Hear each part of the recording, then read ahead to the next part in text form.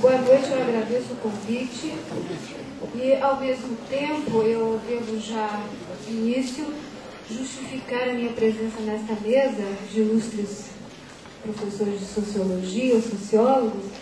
Não é meu caso. Eu trabalho com a filosofia e sou uma curiosa em relação a este assunto. E vocês vão ver que, em parte, os defeitos da minha exposição têm a ver com a formação, uma formação voltada para questões empíricas. Bom, a do expositor antes de mim também não foi, mas pelo contrário, mas é uma exposição cerrada do ponto de vista teórico, e a minha vai ser uma coisa bem, eu vou fazer umas considerações bem pontuais a respeito de um texto que circulou a partir do ano de 99, chamado Manifesto contra o Trabalho, do Grupo Crises, justamente o Robert Kurtz, vamos dizer assim, é o líder intelectual desse grupo. Eu denominei a minha exposição O Trabalho em Questão, o caso do Grupo Crises. E tem como epígrafe, infelizmente eu não sei cantar, eu gostaria de saber, mas certamente vocês conhecem um trecho de uma música da Adoniran Barbosa, Conselho de Mulher, em que ele diz assim: Pogrécio, Pogrécio, a gente escutou falar. O Pogrécio vem do trabalho, amanhã cedo nós vai trabalhar, se Deus quiser. Mas Deus não quer, né, gente? Ele é nosso amigo.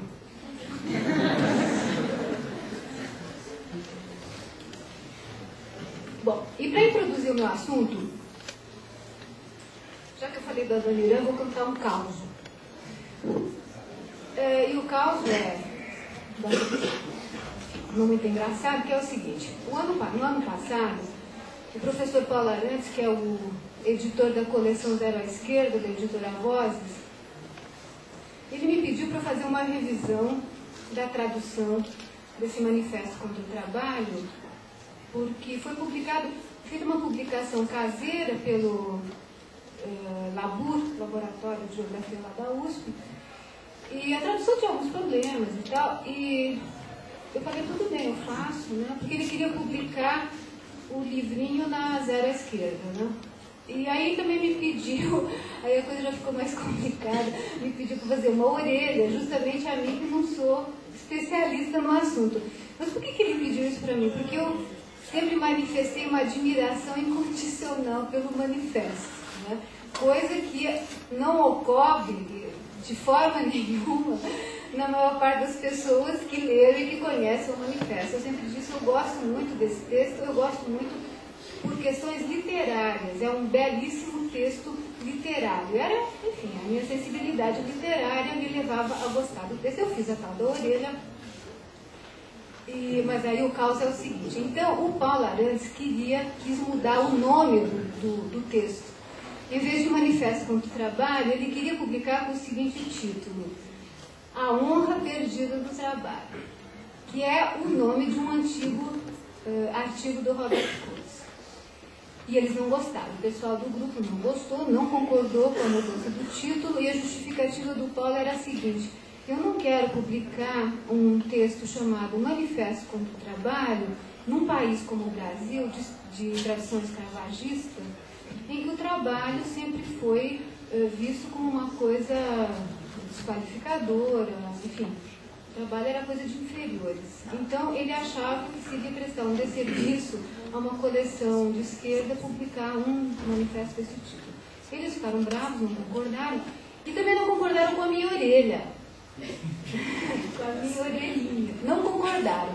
Aliás, minha orelha que me deu muito trabalho pelo fato de não ser a minha praia.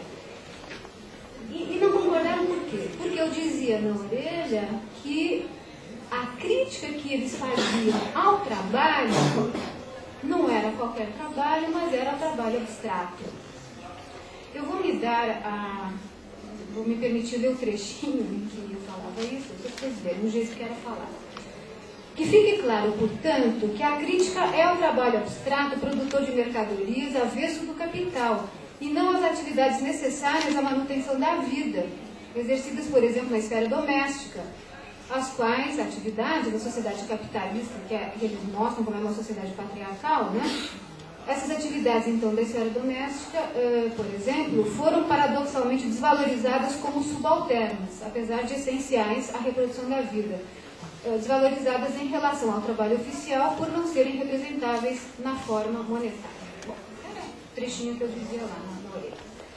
Bom, isso acabou gerando um impasse e o texto, então, não foi publicado. Era justamente lançado no Fórum Social Mundial, agora de janeiro. Né? Agora, então, para participar dessa mesa, eu fiquei contente por isso que eu fui reler então, a minha tradução do texto, e, por incrível que pareça, eu acabei percebendo que eles tinham razão ao não concordarem com a crítica, ao fazer essa crítica à minha orelha, porque eu dizia que a crítica que eles faziam era um trabalho abstrato. Então eu vou expor para vocês esse percurso, né? E, enfim, vou abrir uma discussão. Né? São coisas que para mim não são muito claras, eu estou muito interessada em discutir. Bom, a primeira coisa, e com isso eu faço propaganda do texto, quem quiser, depois eu posso emprestar para fazer xerox, é um texto que vale a pena ler pelo estilo. Ele, acima de tudo, é, como eu disse, uma bela peça literária. É um tom extremamente contundente, imagens fortes, né? E que lembra os maiores escritores da língua alemã, né? O próprio Marx, que tinha um tom bastante radical, né, nas suas colocações. Mas mais do que isso, me lembra um escritor austríaco chamado Karl Kraus, que era amigo de fazer butade, né, piadinhas, uma delas, que não é uma piada na verdade, dizia, entre dois males nenhum. E eu acho que é exatamente o tom desse texto, é um tom extremamente radical, no próprio nível, no próprio plano do estilo. Então, é um texto que a mim me impressiona por isso. Ele é radical por quê? No final, eu vou tentar, inclusive, lançar uma ideia um pouco problemática, eu acho, mas enfim, fica para a discussão. Que uma coisa interessante, que esse pessoal do Grupo Crises, né, publicaram mais um outro texto aqui no Brasil. Aliás, o Roberto Pucci já publicou um outro na Zero à Esquerda, e um outro membro do grupo chamado Yappe, Anselm Yappe, publicou um livro chamado Guy Debord, né, que é um excelente livro. E eles são muito mais conhecidos no Brasil, sobretudo o Roberto, essa é uma piada que se faz, né? Na Alemanha, quando eu vou à Alemanha, eu pergunto, e aí? A revista Crises, e o Roberto fala, vocês conhecem no Brasil? Porque lá eles são uns caras muito marginais, né? Então, assim, eles fazem mais sucesso no Brasil do que na própria Alemanha. Eu vou arriscar no final uma explicação para isso, não sei se ela cola. Né? Bom, passemos ao manifesto. A tese central do texto, e é a que provoca o maior escândalo, o maior repúdio, é a tese de que, eu cito, a sociedade do trabalho está definitivamente no seu fim. Ao mesmo tempo, o manifesto reconhece, aspas, que a sociedade nunca foi tanto sociedade do trabalho como nesta época em que o trabalho se tornou supérfluo. Então, o que significa este paradoxo? Por um lado, ela acabou, por outro lado, ela é mais do que nunca a sociedade do trabalho. Bom, o que eles tentam explicar é que, precisamente porque o trabalho acabou, né, e isso ocorreria porque a exploração da mais-valia deixou de ser a fonte primária da rentabilidade do capital, há escassez de empregos, e justamente por haver escassez, há uma luta desenfreada por esses empregos. Então, nessa situação paradoxal, o desemprego é vivido pelas pessoas como um fracasso pessoal, né, e não como uma parte integrante do espírito do tempo. Ou seja, o que eles procuram mostrar é que há uma situação objetiva que é reprimida, que é transformada em tabu, que não é reconhecida pela opinião pública, nem pelos governos, nem pelos sindicatos, nem pelos partidos de esquerda, que todos juntos, cada um à sua maneira, evidentemente, lutam por mais empregos. Bom, então, esta, digamos assim, é a descrição da situação atual. Trabalho não existe, ou existe muito pouco, e daí toda essa luta pelos empregos, e em vez desta realidade ser aceita, né, e todos partirem para uma solução radical, a única coisa que se faz em todos os quadrantes é arranjar, procurar soluções paliativas, no entender deles, para uma crise que é estrutural. Bom, eu não sei se esse diagnóstico é correto, provavelmente o pessoal da mesa não vai concordar, eu gostaria que a gente, então, bom, pela exposição do nosso companheiro, essa lista não é, em princípio não é correta, mas por e é possível eles lançarem a coisa dessa maneira tão chocante. Visando esclarecer como é que se chegou a essa situação doentia, em que se procura a todo custo preservar na UTI um doente terminal, a análise então vai abranger os seguintes aspectos. Primeiro, eles vão mostrar, enfim, é um manifesto, um texto super curtinho, então, obviamente, pressupõe uma série de leituras e tal. Eles vão falar, então, da origem histórica da sociedade do trabalho. A segunda coisa, mostrar como essa realidade que é histórica se tornou natural, aparentemente natural, a ponto de o trabalho ser visto como essência humana, e tendo como resultado, então, que um ser humano sem trabalho não é um ser humano. E um terceiro aspecto, digamos, que eles vão mostrar o tempo inteiro no texto, é como é que o trabalho modela toda a vida social. Ou seja, a partir da esfera econômica, como é que ele, digamos assim, colonizou, para usar o termo do Habermas, colonizou todas as esferas da vida, a política, a cultura, a vida privada, o sexo, etc. Primeira tese, então, tentar desenvolver, a primeira ideia que eu disse, eles vão falar da origem histórica da sociedade do trabalho, que é uma obviedade, né? Até aí, eles supõem que são marxistas, tem isso.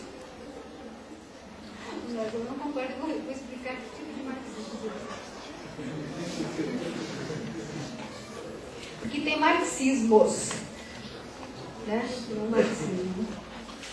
O Manifesto contra o Trabalho descreve uma situação que, no meu entender, não é nenhuma novidade para nós, sei lá, leitores de Marx, né, do Capital, leitores, por exemplo, do historiador E.P. Thompson, né, porque a história violenta da imposição do trabalho no Ocidente, né, eles vão falar também da escravização e do extermínio dos povos primitivos em nome do sagrado valor do trabalho.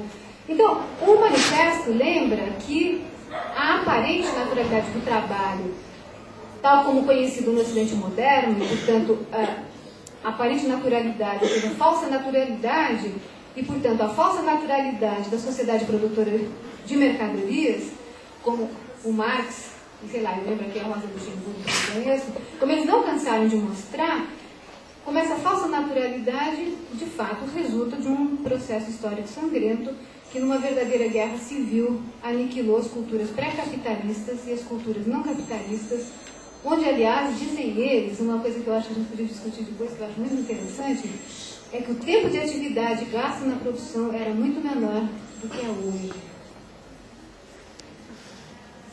Ou seja, um índio trabalha menos do que um pobre civilizado. Em suma, Crises tem uma visão totalmente negativa do processo de modernização capitalista, o qual é resumido, por exemplo, numa fórmula como a seguinte, aspas, história terrorista originária da modernidade. Numa lembrança muito clara à acumulação originária, né, do Marx. Embora o manifesto reconheça que as sociedades agrárias estavam longe de ser paradisíacas, eles não caem, por exemplo, no conto de vigário do iluminismo, que esmagou sob o universalismo, entre aspas, da sociedade do trabalho, tudo aquilo que era diferente, os selvagens, as mulheres, eles vão falar da caça às bruxas, a natureza, ou seja, todos esses diferentes que tinham e têm em comum o fato de serem improdutivos, se não forem treinados para as exigências racionais, entre aspas, da troca mercantil. Então, eu não sei, tudo bem, eu estou sendo muito breve e tal, mas quem lê, né, vai ver que eu acho que o trabalho do qual está se falando aqui, do qual está se mostrando as origens históricas, é o trabalho que produz mercadorias, e não qualquer atividade humana à reprodução da vida. Ou seja, então, é um trabalho abstrato, né, que é medido pelo tempo abstrato, produtor de coisas abstratas que se equivalem umas às outras, e cujas qualidades sensíveis concretas não interessam. Ou seja, é o que eles dizem, produzir bombas, automóveis que empesteiam as cidades, ou alimentos, dá tudo no mesmo. Bom, o conceito... Então, vamos tentar entender o que é isso. Eu arrisquei uma interpretação, não sei se é correta. O conceito em que se assenta toda a análise aqui é o conceito de abstração, o que nos remete à história e consciência de classe do Lukács, né, o livro de 1923, e aos filósofos da escola de Frankfurt, aquilo que o nosso amigo Michel Levy chamou de marxismo weberiano. Lembremos rapidamente o seguinte: no capítulo central de História e Consciência de Classe, aquele capítulo sobre a reificação, né, o Lukács elabora, com esse conceito de reificação, eu cito Michel, uma síntese poderosa e original da teoria do fetichismo da mercadoria de Marx e da teoria da racionalização de Weber, fundindo então a noção weberiana de racionalidade formal, caracterizada pela abstração e a quantificação, com as noções de trabalho abstrato e de valor de troca. Além disso, ao estender a análise da forma mercadoria e da reificação a outras esferas da vida, isso o Lukács faz lá, como o direito, o Estado, a administração, o jornalismo, o sexo, chega a falar de sexo lá, a filosofia clássica alemã, o Lukács, então, segundo Michel, se inspira nas análises weberianas da vida moderna, dominada pelo espírito capitalista do cálculo racional. Então ele vai, o Michel, no artigo, diz: o Weber destoa dos outros analistas da modernidade, como a gente sabe, né? Os socialistas e os liberais no começo do século XX, que tinham uma visão otimista do progresso. O Weber, pelo contrário, tem um diagnóstico resignado, pessimista, né, do progresso capitalista, da dinâmica, né, do progresso capitalista. E, segundo Michel, isso não se separa, aspas, de uma visão crítica da própria natureza do capitalismo e de sua dinâmica de racionalização, modernização. Enfim, é uma tese bastante polêmica, isso daí dá pano para muita manga. E esse diagnóstico, então, pessimista, vamos dizer assim, da crise da modernidade, vai ser retomado pelos teóricos da Escola de Frankfurt, que usam, então, esse conceito de reificação do Lukács para fazer uma análise dos fenômenos culturais do capitalismo tardio. Então, eu acho que o grupo Crises, ele se inscreve nessa tradição, né, embora eles não façam referência ao Weber. Em momento algum é feita referência ao Weber, a não ser no livro do Anselm Apel sobre o Guy Debord, em que aparece uma hora, eles falam do... O Debord fala de História e Consciência de Classe. Ele mostra a dívida que o Guy Debord tem com História e Consciência de Classe, mas não fala da referência, não faz referência ao Weber, a não ser para falar da noção de desencantamento do mundo, que, no caso, seria uma outra coisa, né? Bom, mas enfim, no meu entender, eles têm uma dívida com esse conceito de reificação, que no caso, na leitura que o Michel Levy faz, seria uma síntese, né, entre Weber e Marx. E por quê? Porque eles, o Kurtz, no prefácio que ele faz ao livro do Debord, ele diz que há um grupo, que são eles mesmos, ele fala assim, uma escola ainda em formação de crítica radical do valor e contra o espírito do tempo. Ou seja, digamos que essa é a síntese daquilo que eles pretendem fazer. Eles querem fazer uma teoria crítica da modernidade voltada para uma crítica do valor, crítica radical do valor e contra o espírito do tempo. Em resumo, o que eu quero dizer com isso é o seguinte, é que só numa formação social em que a abstração domina em todos os níveis, começando pela racionalidade abstrata da ciência moderna, é possível transformar as atividades sensíveis, as atividades concretas dos seres humanos, em trabalho abstrato despido de todas as suas qualidades. Dá para a gente falar até do título do livro do Musil, transformar os homens em homens sem qualidades, só portadores da força de trabalho, né? Portanto, eu acho que ao mostrar que essa abstração resulta de um processo histórico, o manifesto está dizendo que o capitalismo não faz parte da ordem natural das coisas, o que é uma obviedade para o marxista, né? O capitalismo não é uma lei da natureza. Bom, então, nesse sentido, eu acho que o grupo Crises é marxista, mas o seu marxismo é um marxismo muito peculiar, né? Por quê? Porque todas as suas análises enfatizam a noção de fetichismo da mercadoria, né? O marxismo deles é o marxismo do fetichismo da mercadoria. Que, segundo eles, essa noção de fetichismo teria ficado na sombra no interior da corrente dominante do marxismo. E que só hoje, dada a total subordinação da vida humana às leis do valor, só hoje essa categoria revelaria todo o seu poder explicativo. Então, nessa medida, na medida em que eles recuperam, enfim, enfatizam a noção de fetichismo da mercadoria, eles se inscreveriam nessa tradição aberta por História e Consciência de Classe, justamente quando o Lukács diz lá ensaio sobre a reificação, que a mercadoria constitui o problema estrutural central da sociedade capitalista em todas as suas manifestações vitais. Ou seja, como ele diz, a mercadoria explicaria tanto os fenômenos objetivos quanto os fenômenos subjetivos da sociedade capitalista. E quem fala em fetichismo da mercadoria fala em reificação e portanto, fala em filiação à história e consciência de classe e em filiação à escola de França. Né?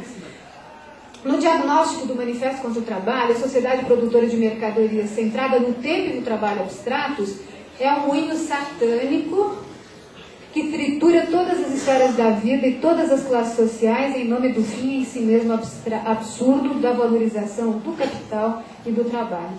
Então, eu vou resumir, só tenho 5 minutos, o que o pessoal da Cris quer reivindica é uma mudança de ponto de vista, é que haja uma mudança tão radical que permita uma verdadeira mudança civilizatória. Né? Então, a ideia, né, é de uma vida qualitativamente diferente, em que o trabalho não seria mais central. Ele diz, não haveria trabalho, e sim ócio, estou citando, atividades necessárias e atividades livremente escolhidas. Né? Então, seria a produção, eu vou ter que resumir, infelizmente não dá, a produção seria voltada para as verdadeiras necessidades humanas. Depois a gente pode discutir isso. E aí, bom, a pergunta que a gente vai se fazer, né, bom, eles são... o que esses caras são? Assim como o Marcuse já foi acusado também, são românticos inveterados que querem fazer voltar para trás a hora da história. Eles já foram acusados, o Robert Fuchs já foi acusado de polpotismo, né, por exemplo, né? Ou seja, um socialismo agrário, né, de querer introduzir o socialismo agrário. Agora, eu acho que não se trata disso. Eu acho que eles dão margem a esse tipo de acusação na medida em que fazem análises muito abstratas em determinados momentos, né? Mas o que eles estão propondo de fato, assim, e dá para fazer um paralelo com Marcuse, é isso que eu gostaria de desenvolver, mas não vai dar tempo,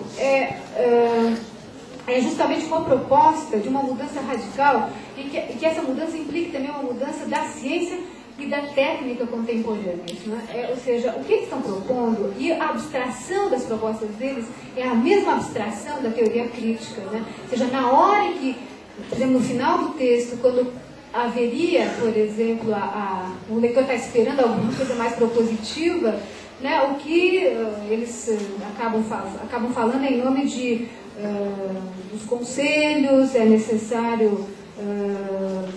fala em nome de movimentos sociais, a força política com a qual nós poderíamos... Aliás, política, eles fazem a crítica da política e do Estado. A força política com a qual a gente poderia contar são os conselhos, são uma forma democrática de vida, onde se produziria visando as verdadeiras necessidades humanas e tal. Ou seja, é uma coisa bastante abstrata. Né?